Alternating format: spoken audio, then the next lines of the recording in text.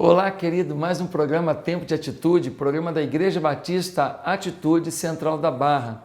Você é meu convidado para visitar nossa igreja nos dias de culto. Temos culto hoje, inclusive, às 11 horas e às 19 horas. Quarta-feira, o culto da resposta, um culto focado em buscar uma resposta de Deus para algum anseio. É algo maravilhoso, eu espero você às 7h30 da noite. No sábado, nós temos o culto da nossa juventude, o Biwan, começa às 19h30. Já ia esquecendo. Às quartas-feiras, também temos às 18 horas a reunião das mulheres de atitude. É muito legal essa reunião, mulher falando para mulher sobre temas de mulher. Coisa maravilhosa, homem não entende. Venha nos visitar, Deus vai te abençoar, querida. Bem, o programa de hoje, nós teremos uma palavra direta muito importante, porque eu quero falar um pouquinho sobre esse início de ano. Eu quero falar sobre sonhos frustrados. É verdade, sonhos frustrados. Eu acho importante a gente falar sobre isso já nesse início de ano. Então não sai daí que eu quero fazer alguns comentários importantes. E temos também uma mensagem muito forte para a sua vida. Deus vai falar com você. Não sai daí, daqui a pouco eu volto.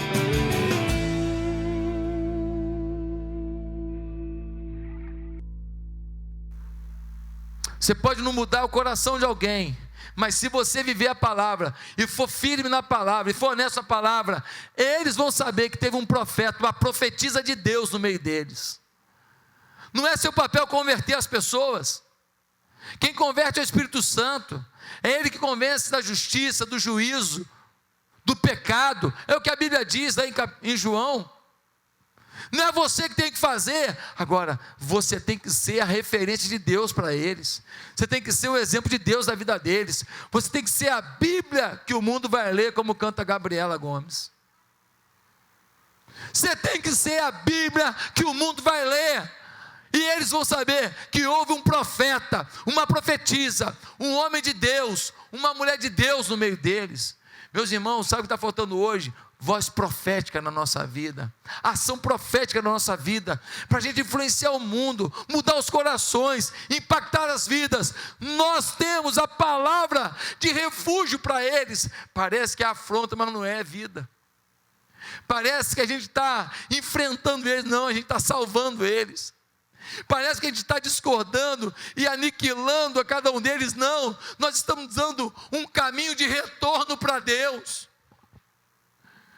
Eles estão num caminho de morte, nós estamos botando na placa, retorno para Deus, retorno para Deus, e eles não ouvem essa placa, aí o nosso GPS tem que recalcular tudo de novo, né?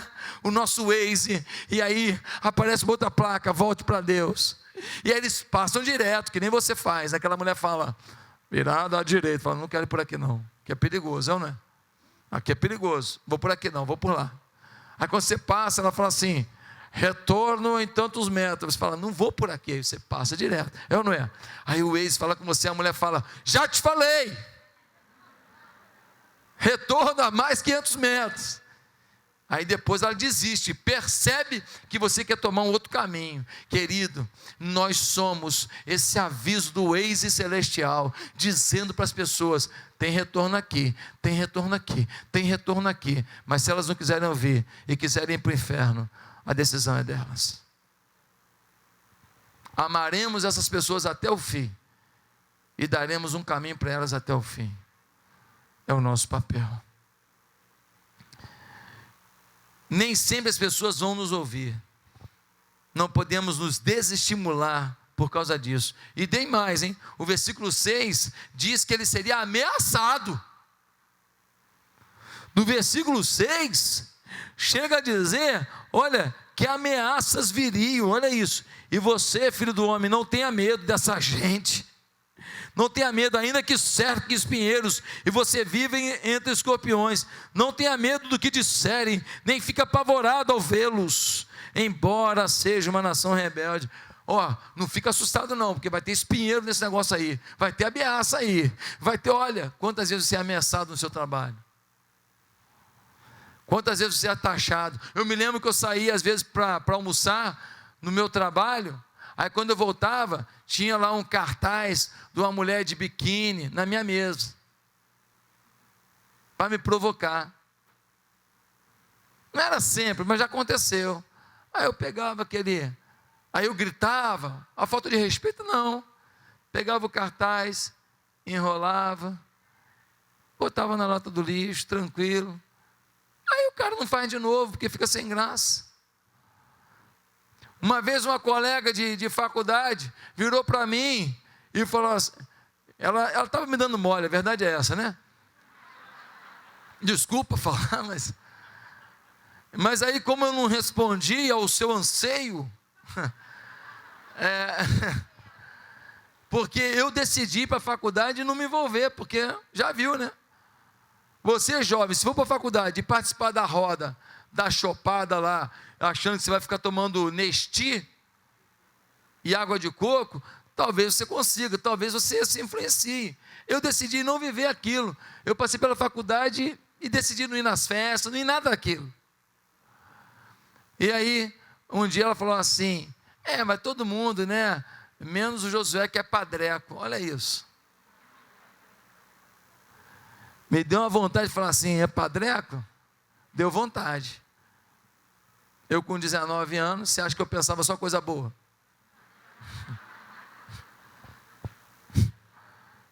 Né? Até hoje a gente pensa coisa ruim, ou não é?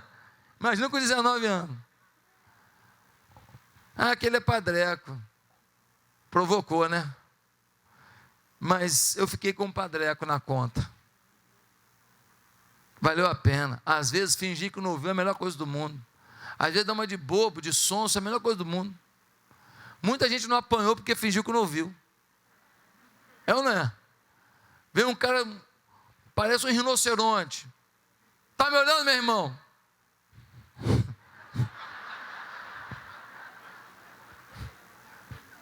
Eu vou falar. Eu não tenho coragem nem de falar que eu não estou olhando. Se eu falar que não estou olhando, ele pode achar que foi uma resposta ruim. Né? Para quê? Melhor fingir que não ouviu, vai para o outro lado. Meus amados irmãos, qual é o desafio de Ezequiel e que tem a ver com a gente? É isso que eu quero falar agora rapidamente. Nesse chamado de Ezequiel, para poder profetizar sem direito à vitória, porque já disseram para ele, não vão querer te ouvir. O que isso tem a ver com a gente?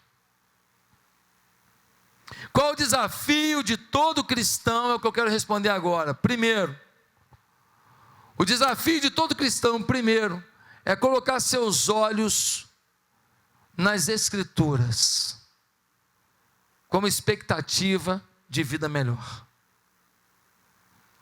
Colocar seus olhos nas Escrituras, como expectativa de vida melhor. Dá uma olhada no versículo 9, diz assim: então olhei e vi a mão de alguém estendida para mim, nela estava o rolo de um livro. O chamado de Ezequiel começa com um rolo.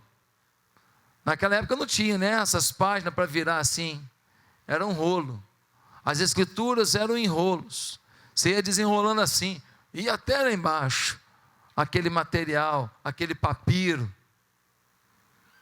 Ezequiel olha para um rolo. Seu chamado começa com o seu olhar voltado para as Escrituras. O rolo está diante dele. Queridos irmãos, colocar os olhos na Bíblia é resgatar a Bíblia como referência de vida. Colocar os olhos na Bíblia significa, eu acredito que esse livro é inspirado por Deus, esse livro pode mudar a minha vida, esse livro tem a verdade, esse livro tem o caminho, esse livro não é um livro comum, esse livro saiu das entranhas de Deus. Queridos, a Bíblia não é um conjunto de lendas, um conjunto de poemas, um conjunto de histórias, ou um monte de regras de uma religião. A Bíblia é o livro mais vendido, é o livro mais lido, é o livro mais traduzido, é o livro mais citado, é o livro com mais versões. Foi o primeiro livro a ser impresso. A Bíblia é uma coleção de 66 livros, totalmente inspirados por Deus. É a palavra de Deus. Ninguém que lê a Bíblia terá dúvidas de que somente uma mente superior poderia gerá-lo. A Bíblia é a inspiração de Deus para se comunicar com o homem. Jesus aparece em cada livro da Bíblia. Se você quiser encontrar com Jesus, saber como Jesus era, entender os planos de Jesus para a sua vida, só tem um jeito: leia a Bíblia. Jesus está em toda a Bíblia. Estudar a Bíblia é encontrar com Ele. Em Gênesis, Jesus é a semente da mulher. Em Êxodo, é o cordeiro pascual. Em Levítico, é o sacrifício expiatório. Em Números, é a rocha ferida. Em Deuteronômio, é o grande profeta de Deus. Em Josué, é o príncipe do exército do Senhor. Em Juízes, é o nosso libertador. Em Ruth, o nosso parente. Em 1 Samuel, a nossa vitória. Em 2 Samuel, o descendente de Davi. Em 1 Reis, o doador da sabedoria. Em 2 Reis, o rei dos reis. Em 1 Crônicas, o rei de Deus. Em 2 Crônicas, o que faz aliança. Em Esdras, Jesus é o nosso auxílio, Senhor dos céus e da terra. Em Neemias, Jesus é o nosso ajudador. Em Esther, o nosso Mardoqueu sofredor. Em Jó, o nosso redentor vivo. Em Salmos, o guarda de Israel. Em Provérbios, a sabedoria de Deus. Em Eclesiastes, o alvo verdadeiro. Em Cantares, o amado. Em Isaías, o profeta sofredor. Em Jeremias, a nossa justiça. Em Lamentações, o varão de Deus. Em Ezequiel, o pregador mal recebido. Em Daniel, o rei eterno. Em Oséias, o que liga as feridas. Em Joel, o que habita em Sião. Em Amós, o teu Deus, ó Israel. Em Obadias, o Senhor no seu reino. Em Jonas, o profeta ressuscitado. Em Miqueias, o nascido em Belém. Em Naum, o que leva as boas novas. Em Abacuque, o Senhor no seu santo templo. O Senhor que está no meio de ti. Em Ageu, o desejado de todas as nações. Em Zacarias, o preço do cordeiro. Em Malaquias, o sol da justiça. Em Mateus, o rei Messias. Em Marcos, o servo de Deus. Em Lucas, o filho do homem. Em João, o filho de Deus. Em Atos, o doador do Espírito Santo. Em Romanos, aquele que nos torna justos aos olhos da lei. Em Coríntios, 1 Coríntios, as primícias dos que dormem. Em 2 Coríntios, a graça de Deus. Em Gálatas, o verdadeiro evangelho. Em Efésios, toda a armadura de Deus. Em Filipenses, o que supre as necessidades. Em Colossenses, Jesus é o cabeça da igreja. Em 1 Tessalonicenses, ele é o vingador de todas as coisas. Em 2 Tessalonicenses, o fiel protetor. Em 1 Timóteo, o único mediador entre Deus e os homens. Em 2 Timóteo, o Senhor e justo juiz. Em Tito, a graça salvadora de todos os homens. Em Filemão, o Senhor que intercede por nós. Em Hebreus, Jesus é o autor e consumador da fé. Em Tiago, ele é o dom perfeito vindo de Deus. Em 1 Pedro, a pedra principal. Em 2 Pedro, o Senhor e Salvador que nos concede entrada no seu reino. Em 1 João, ele é aquele que se manifestou para desfazer as obras do diabo. Em 2 João, a fonte da verdadeira doutrina. Em 3 João, o nome que garante a vitória. Em Judas, o único soberano e Senhor. Em Apocalipse, Jesus é o Rei dos reis e Senhor dos senhores. Aleluia! Glória a Deus! Esse é Jesus. Ele está em toda a Escritura. Se você não conseguiu traduzir, tenho certeza. Diz que eu mando escrito para eles. Em toda a Escritura, nós temos um encontro com Jesus. Sabe por que muita gente duvida? Sabe por que muita gente não vive o reino? Sabe por que muita gente não tem crescido? Sabe por que muita gente ainda acha que oração não resolve, Bíblia não resolve? É porque não tentou. É porque não tentou. Se você tentar, você vai ver. Mas não é tentar um dia, tentar 2 dias. Não é 3 dias que eu li Bíblia, orei e não aconteceu nada, não, querido. Para escovar um dente, você tem que aprender a escovar o dente todo dia. Você tem que ter 1 mês escovando o dente todo dia. Sua mãe fala, vai escovar o dente. Você fala, já escovei. Mentira, boca fedida. Aí você tinha que ir lá, tá bom. Depois de 30 dias, uma coisa vira um hábito. Depois de 30 dias. Na verdade, o estudo mostra que depois de 26 dias, estou arredondando para 1 mês. Depois de 26 dias, repetindo uma coisa todo dia, vira um hábito. Meus irmãos, uma pesquisa mostra que a maioria dos crentes passa anos na igreja e nunca lê a Bíblia toda. A maioria nunca leu a Bíblia toda. Eu conheci uma velhinha lá em Patinga, irmã Maria.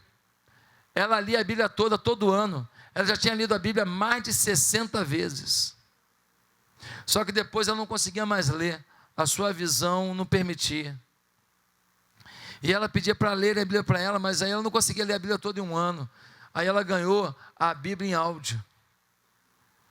E ela passou a escutar a Bíblia toda em um ano. Amor pela palavra. Amor pela palavra. Quando eu visitei o Líbano em 2011, nós fomos visitar uma cidade chamada Hasbaia. E quando nós passamos por Hasbaia, um pastor disse: olha, ali tem uma igreja presbiteriana fechada. Eles tiveram que fugir correndo, os líderes, e ela está fechada lá. Mas ninguém entrou, está fechada lá. E nós chegamos lá, e aí já viu, o brasileiro é um bicho curioso, e às vezes sem noção. E nós somos, e aí nós vimos uma brechinha e conseguimos entrar pela brecha do muro. E aí empurramos uma janela, a janela estava aberta, nós pulamos para dentro da igreja. E quando nós entramos dentro daquela igreja do Líbano, para nossa surpresa, nós descobrimos que quando eles correram e foram embora, estavam no chão algumas coisas que eles deixaram para trás. Nós encontramos Bíblias ali. Essa fuga foi em 1972. 1972. E nós encontramos Bíblias no chão em 2011.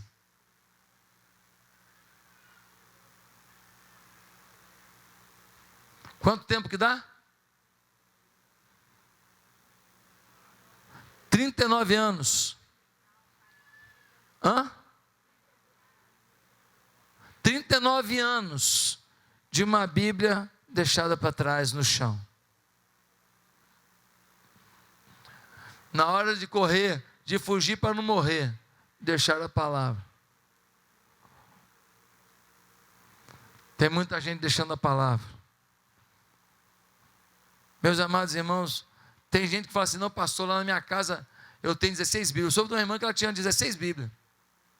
Cada uma de uma cor para combinar com a roupa dela.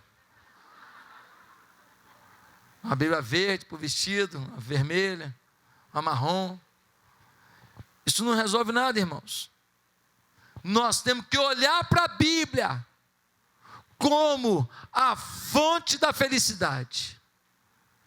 Ezequiel olhou para o rolo. Segundo lugar, se nós queremos entender o nosso chamado, nós precisamos provar da Bíblia. Capítulo 3, versículo 1 diz: e ele me disse: filho do homem, coma esse rolo. Coma. Depois vá falar à nação de Israel. Eu abri a boca e ele me deu o rolo para eu comer. Interessante. Ele vê o rolo e aí Deus fala para ele: come. Quando a gente come, o que a gente faz? A gente mastiga. A gente tritura. Não dá para engolir tudo. Depois você digere aquilo. Entra em funcionamento o seu sistema digestivo, que vai jogando uns ácidos em cima daquilo. E aquilo que você comeu vai sendo quebrado em partículas ainda menores. E então você vai absorvendo os detalhes do alimento. A vitamina A, a vitamina B, o aminoácido, a proteína, é isso, é aquilo, é o ferro. Você vai absorvendo partículas que quando você deu uma dentada naquela banana, deu uma dentada naquela maçã, comeu aquele pedaço de pão, você não podia imaginar os detalhes que estavam ali dentro, as minúcias. Ele diz: come. O verbo comer aparece 6 vezes no capítulo 3 de Ezequiel. Comer não é engolir, é estudar, é mastigar, é saborear. Quem come aqui não sente sabor. Não sei se tem alguém com esse problema aqui, mas quem não sente sabor e olha, vê aquela coisa linda e não sente sabor, perdeu a graça à vida. Você olha aquela coisa salgada, maravilhosa, aquela coisa doce, maravilhosa, aquela coisa azedinha, maravilhosa, aquela coisa apimentada, maravilhosa, e para você tudo é como se estivesse comendo parede. Não tem gosto. Provar o rolo, provar a escritura, é mastigar, é saborear. Você tem saboreado a Bíblia? Ah não, por isso que você nunca avança. Você nunca cresce. Aí amanhã eu falo um negocinho aqui, você não gosta, fica chateadinho e vai embora da igreja.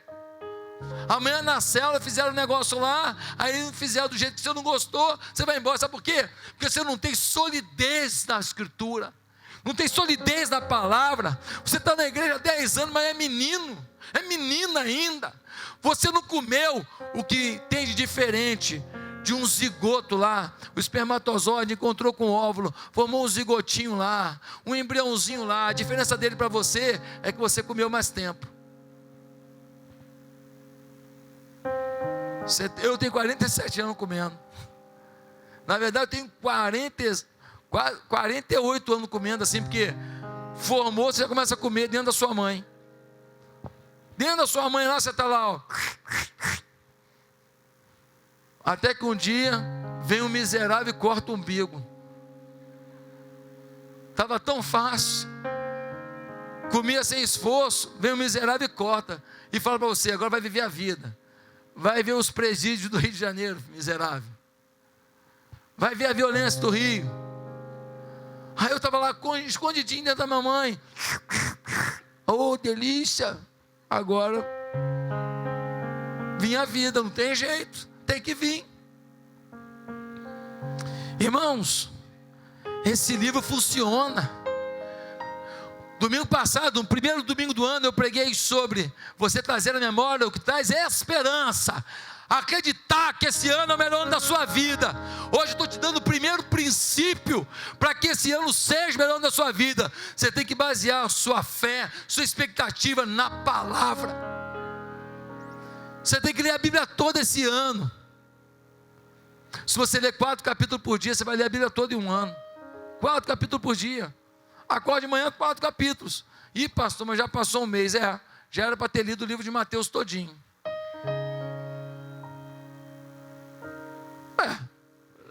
Durante alguns dias, lê 5 capítulos. Antes do final do ano, você vai ler a Bíblia toda. Só 4 capítulos por dia, não tem dificuldade. Você vai ler a Bíblia toda em um ano. Você vai dizer, venci. Você vai comer essa palavra, vai ler, vai pensar, o que isso tem a ver comigo. Meus irmãos, eu soube de um programa evangélico de TV, em que a pessoa podia enviar uma carta com perguntas. E as pessoas perguntavam uma coisa incrível. Olha a pergunta que chegou no programa de televisão. Por que Jesus escolheu Judas em vez de escolher Abraão? Olha a pergunta que o miserável fez. Por que Jesus escolheu Judas ao invés de escolher Abraão? O Abraão estava só 1500 anos antes. Mas Jesus tinha que ter escolhido ele. E fala, fica aí, Munhá.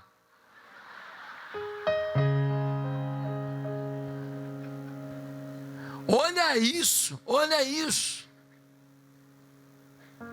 É por isso que tem muita gente sendo enganada por aí. Aí o pessoal fala assim, não, é porque tem muito explorador. Mas tem muito explorador porque tem muita gente querendo ser explorada. Ouve uma coisa, não lê a Bíblia, não confirma, aí falou a bobagem, vai atrás. O pastor J.B. Carvalho pregou aqui um dia desse.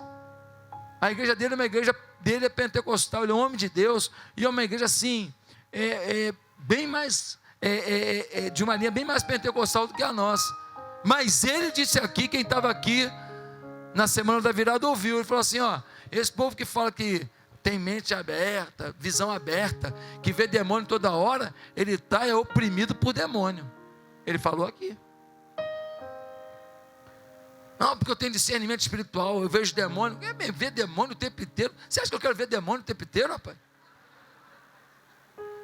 Eu quero ver a glória de Deus, rapaz. Você está de brincadeira? Quero ver o poder de Deus. Meus irmãos, mas você vai atrás, fala, olha, aquele ali é espiritual, cheio de Deus, ele vê demônio. Os demônios também vê demônio, os parceiros deles. Você tem que olhar para a Escritura, você tem que provar a Escritura, saborear a Escritura. Mas em último lugar, o que o chamado de Ezequiel tem a ver conosco? Você precisa anunciar as Escrituras. No versículo 4 nós lemos, capítulo 3 nós lemos: depois ele me disse, filho do homem, vá agora à nação de Israel e diga-lhes as minhas palavras. Você não está sendo enviado a um povo de fala obscura e de língua difícil, mas à nação de Israel. E não irá a muitos povos de fala obscura e de língua difícil, cujas palavras você não conseguirá entender. Certamente, se eu enviasse, eles o ouviriam. Deus fala para Ezequiel, vá agora ao povo de Israel e pregue. Ouçam ou não queiram ouvir, pregue. Eles saberão que um profeta esteve lá e disse a verdade. Eles saberão que no ministério público você estava lá e disse a verdade. Eles saberão que lá no juizado das pequenas causas você estava lá e disse a verdade. Eles saberão que naquela empresa lá, na Coca-Cola, você estava lá e disse a verdade.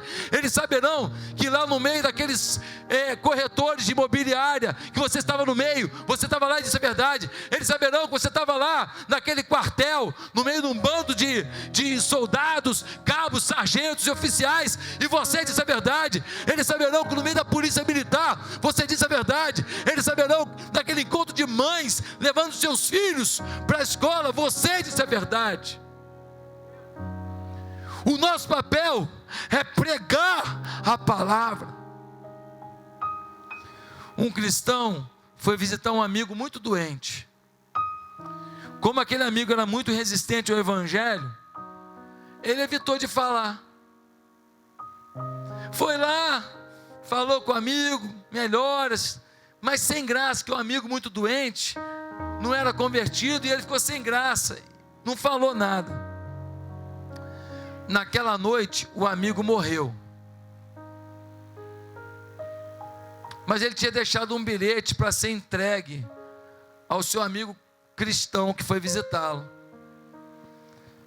e no bilhete estava escrito o seguinte: amigo,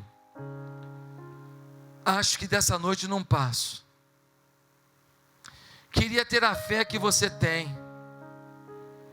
Estou desesperado com a proximidade da morte.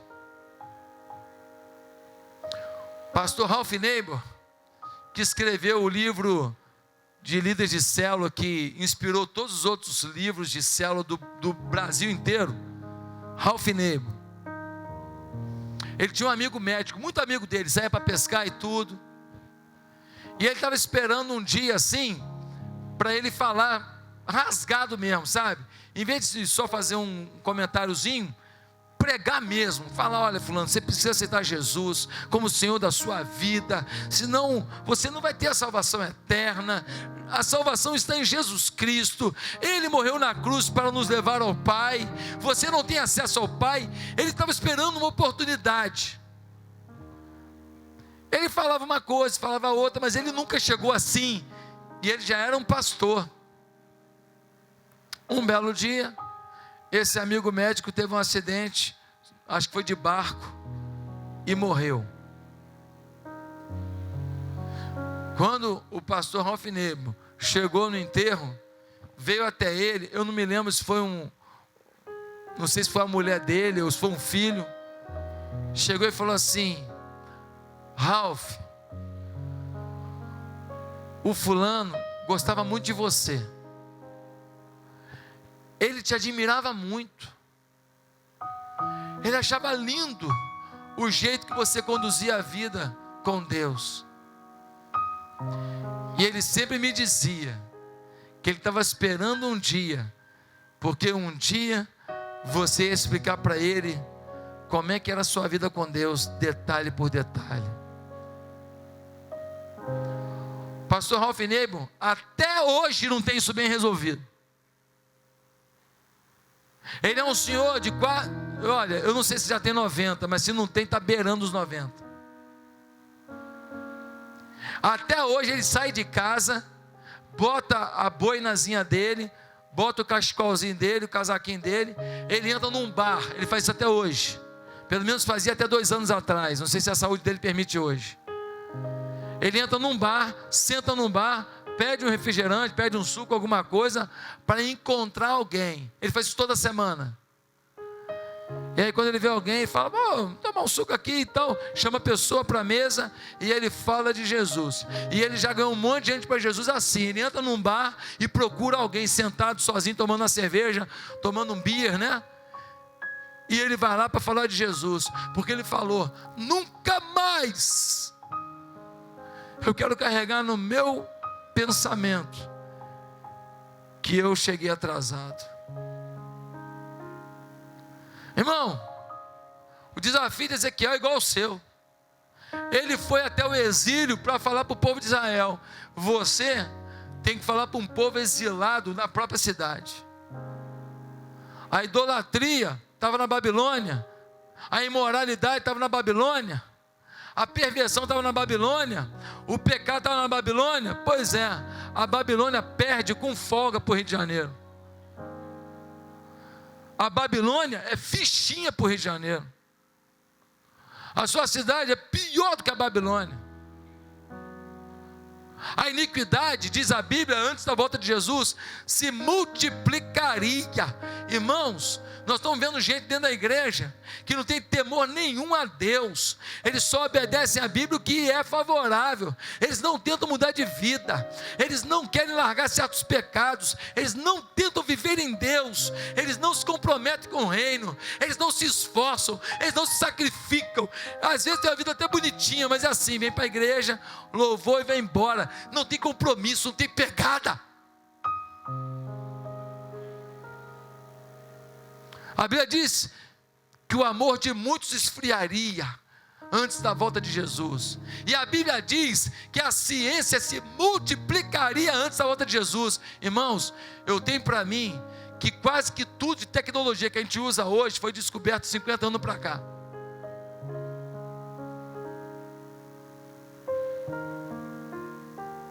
Os medicamentos que a gente toma hoje, praticamente todos foram descobertos de 50 anos para cá, todos. O seu aparelho celular não se fala, nem se fala. A tecnologia de comunicação hoje nem se fala. O projeto de televisão que você tem hoje em casa, a transmissão nem se fala. Os aparelhos que você tem em casa, eletrodoméstico, nem se fala. Eu tenho para mim que, olha, quase que 100% do que a gente usa hoje foi descoberta de 50 anos para cá. Talvez não a televisão, entendeu? Mas a tecnologia de transmissão, que é completamente diferente daquela televisão que você tinha na sua casa, com aquele painelzão que explodia de vez em quando, aquelas válvulas. É outra tecnologia, é outra realidade. Lembra dos filmes dos Jacksons? Virou verdade. Só não botaram ainda espaçonavezinha para a gente ficar voando de espaçonavezinha, porque batida lá em cima complica. Porque tecnologia já tem. Só que batida aqui embaixo já é complicado, lá em cima então. E tem muita mulher com carteira. Desculpa, estou brincando.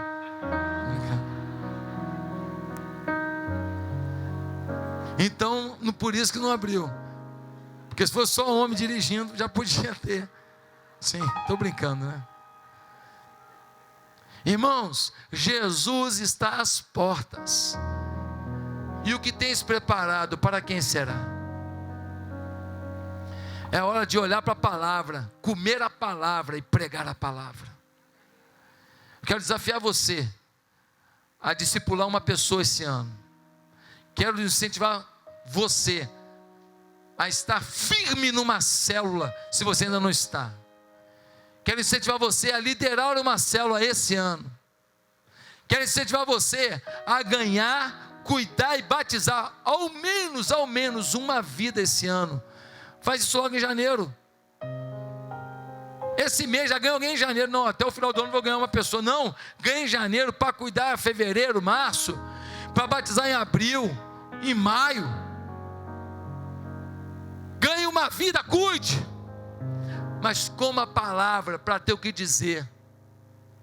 Ah, pastor, eu não vou discipular ninguém porque eu não tenho conselhos bons assim, eu não fiz psicologia. Querido, discipulado não é psicologia, discipulado não é o que você pensa, discipulado é citar a Bíblia.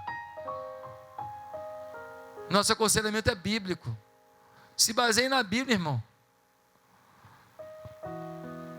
Ezequiel 3, versículo 18, diz uma coisa muito séria, eu quero terminar aqui. Diz que se alguém for para o inferno por causa da iniquidade, o problema é dele. Ele realmente não quis Deus. Mas diz em Ezequiel 3,18, que quem for para o inferno por causa da sua iniquidade, e você teve a chance de levar a mensagem, mas não levou, que o Senhor vai cobrar das suas mãos o sangue daquele que pereceu. Você e eu somos indesculpáveis se nós não quisermos falar do amor de Deus. Você e eu, nós somos indesculpáveis se nós não quisermos viver em Deus. Nós somos indesculpáveis da nossa nação ser tão violenta. Sabe por que nossa nação é tão violenta? Sabe por que estão esquartejando os prisioneiros nas prisões? Porque o povo de Deus se calou. Pastor, botar na nossa conta? Vou. O mal prevalece mais do que o bem? Que história é essa? Que história é essa? Você chega na prisão lá, pergunta o nome do cara. Qual é o teu nome? Ele fala, Abraão. E o teu? Moisés. E o teu? Jó. E o teu? Marcos. E o teu? Pedro. O teu? Josias. O teu? Jesus. A igreja está com a faca e o queijo na mão por uma grande virada.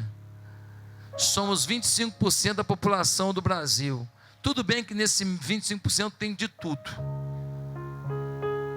mas são 25%. Na pior das hipóteses, os que não têm temor a Deus, mas assim, pelo menos não xinga a Bíblia. Se cada um ganhasse 3, ganhamos o Brasil. Se cada um ganhasse 3, ganhamos o Brasil. Só que o problema é que você vai para a roda dos escarnecedores e escarnece junto com eles. Vai para a roda das amigas que só pensam em luxúria, que compram uma bolsa em 12 vezes,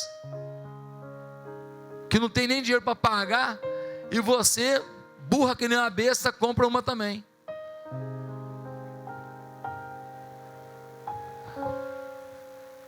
Aí depois atrasa o pagamento da escola do filho por causa da bolsa que você está pagando. Sim ou não?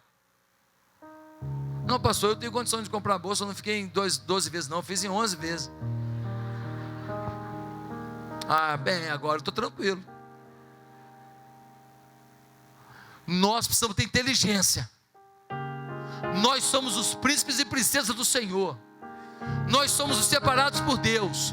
Deus quer colocar prosperidade na tua mão, mas você tem que ter sabedoria, maturidade. Deus quer colocar sonhos e visões na tua vida, mas você tem que ter maturidade. É a hora do povo de Deus se aliançar com Deus, se aprofundar nas Escrituras, se apaixonar pelas Escrituras, olhar para as Escrituras. Eu não entendo pessoas que malham 2 horas num dia, pessoas que assistem seriados todos os dias, escutam tantas músicas, não conseguem ler um capítulo da Bíblia. Que o Senhor tenha misericórdia de nós, e que o Senhor multiplique as suas bênçãos sobre as nossas vidas, a partir de uma postura hoje, de olhar para a Escritura como fonte da felicidade, de provar da Escritura. Tira a foto aí, ó. Comer a palavra e de falar daquilo que a gente comeu, anunciar o que a gente viveu, declarar o que a gente sentiu. levá-los a viver o que a gente está vivendo, para a glória de Jesus. Amém.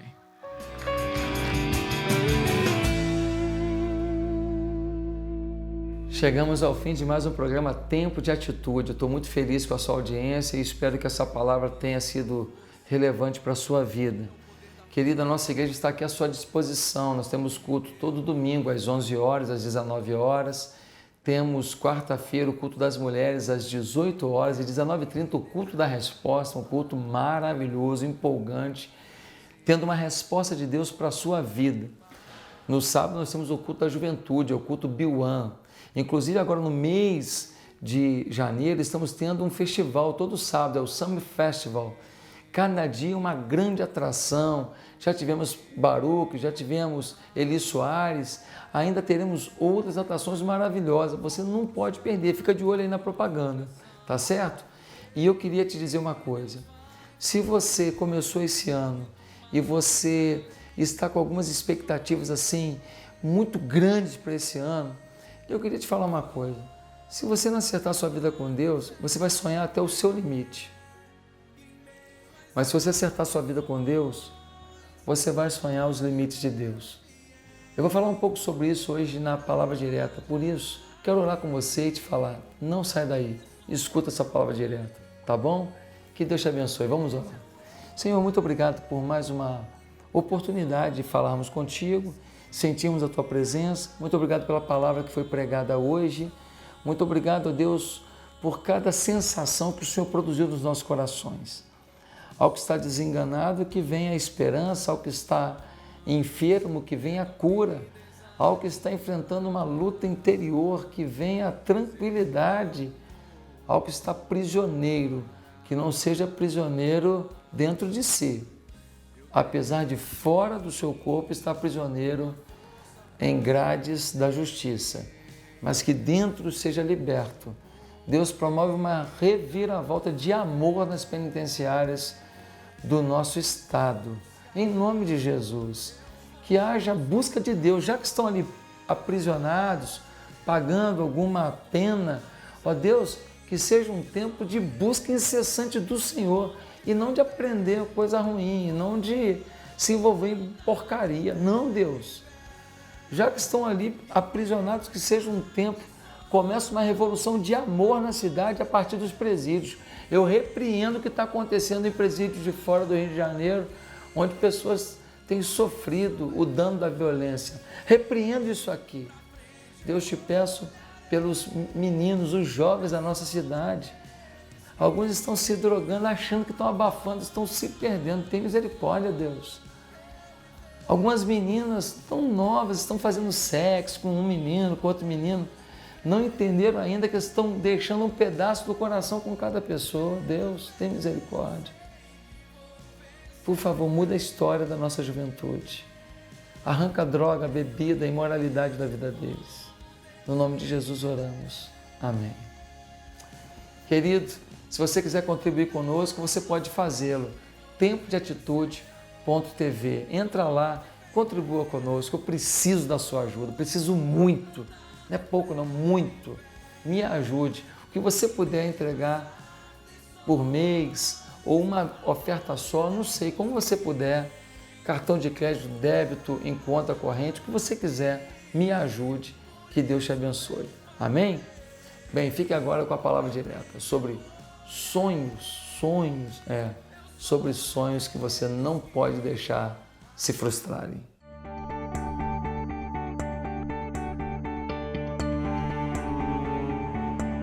Quero ler com você um texto bíblico que está em Jeremias 29, versículo 11, um texto muito conhecido, que diz assim: porque eu bem sei os pensamentos que tenho a vosso respeito, diz o Senhor, pensamentos de paz e não de mal, para vos dar o fim que esperais. Para vos dar o fim que esperais. De que Jeremias está falando? Está falando de sonho. Está falando de sonhos. O fim que esperais. O que é um sonho senão uma expectativa? Um fim que se deseja. O sonho é um objetivo de vida, é um alvo de vida, é uma um desejo da vida, é um anseio do coração. O sonho é uma expectativa positiva. Nunca vi alguém falando assim, puxa, meu sonho é morrer esfaqueado. Ninguém fala isso. Não, meu sonho é ser atropelado. Nunca alguém vai falar isso, só se estiver doente. Meu sonho é ficar sozinho no mundo, ninguém olhar para mim. Quem que vai sonhar isso? Só vai falar isso alguém que está doente, que está em depressão, uma depressão muito forte mesmo, para falar uma bobagem dessa. Ninguém merece isso e ninguém quer isso. O sonho é o que te move a sair das dificuldades, superar dificuldades e viver oportunidades. Querido, nós estamos no início do ano e talvez você já esteja sendo visitado pela maldosa ação emocional ou espiritual do pensamento de sonho frustrado. Porque você sonhou dia 31 uma coisa e aí no início do ano você já não conquistou essa coisa ou já falhou nesta coisa, talvez você já esteja pensando assim, minha vida, ela não tem jeito mesmo não, eu nunca vou ter esse negócio que eu quero, eu nunca vou superar esse obstáculo, eu nunca vou ser feliz no meu casamento, meu filho nunca vai me amar, eu nunca vou largar esse vício, eu nunca vou largar essa amante, eu nunca vou largar a homossexualidade. Querido, deixa eu te falar uma coisa, é mentira isso. O fato de você ter feito um plano com base num sonho no dia 31 de dezembro e você ter tido uma recaída, ter tido uma falha, não ter tido foco, não quer dizer que o seu sonho acabou. Não quer dizer que você não vai conseguir. Olha, uma das coisas mais importantes da vida é saber levantar, sacudir a poeira e tentar de novo. Você nunca saberá aonde pode chegar sem tentar. Muitas pessoas parecem pessoas feitas para a derrota. Mas se elas tentarem o inédito, tentarem ser um empresário, tentarem montar um negócio muito forte, tentarem ser grandes líderes do reino de Deus, tentarem ser pastores de pessoas, se elas tentarem, pode ser que descubram um potencial que vai além delas. É o potencial de Deus na vida delas. O pensamento do Senhor, eu li agora, é um pensamento de bênção, um pensamento maior do que o seu maior sonho. Ele quer te dar o fim que você deseja.